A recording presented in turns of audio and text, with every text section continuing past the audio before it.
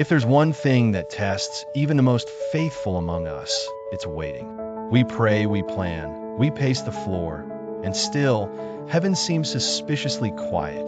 You ever feel like God's watching you tap your foot impatiently, smiling and whispering, "Just wait. Trust me." Yeah, me too.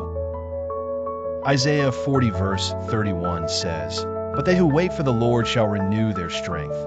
They shall mount up with wings like eagles. They shall run and not be weary. They shall walk and not faint." It sounds beautiful, right? Wings like eagles, running without collapsing like a hot mess on the pavement? Sign me up. But here's the thing. The magic happens after the waiting. And trusting God's timing, not ours, changes everything. We want microwave miracles, but God is a slow roast chef, let's be honest. We live in an age where we can microwave a full dinner in 3 minutes flat. We want instant packages, instant notifications, instant breakthroughs. Meanwhile, God's in the kitchen preparing a 12-hour slow roast.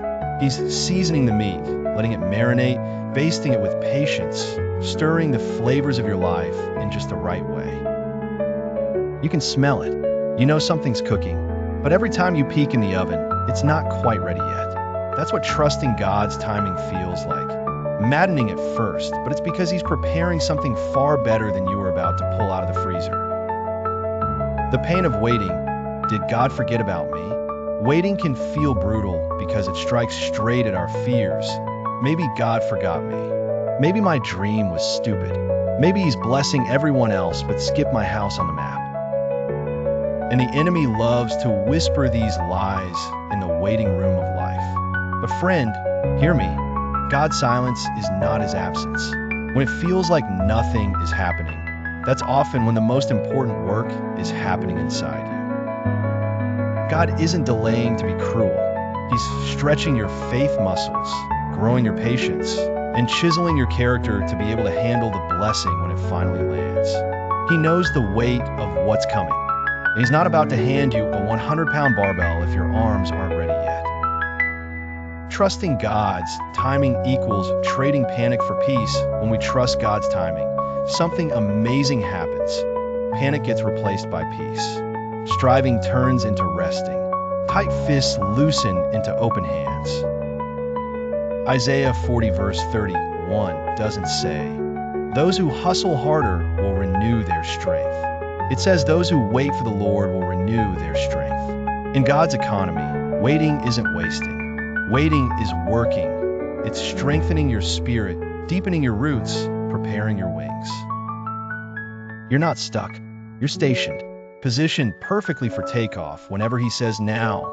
Jesus, our helper in the waiting. When the waiting feels unbearable, we don't have to grit our teeth and pretend to be okay.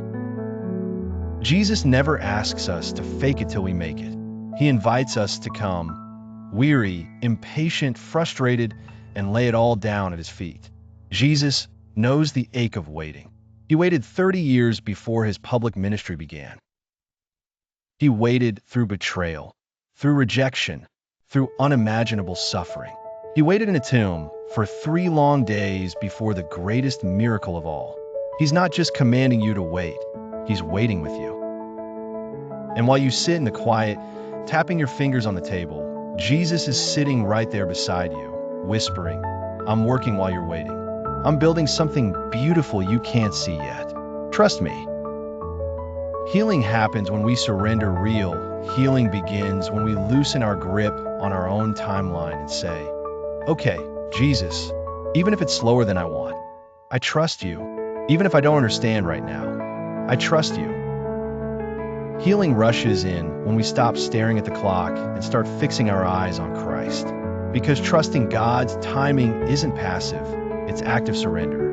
It's choosing, minute by minute, to believe His heart is good, even when His hand seems still.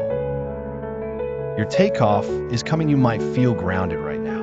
You might feel like everyone else is soaring while you're stuck flapping your wings in the dirt. But remember Isaiah's promise. They shall mount up with wings like eagles. Not maybe, not if you're lucky. They shall. If you wait, if you trust, if you rest in His timing, you will rise. You will run and not grow weary. You will walk and not faint. God's timing isn't just better than yours, it's perfect. So breathe deep, friend. Stretch those wings.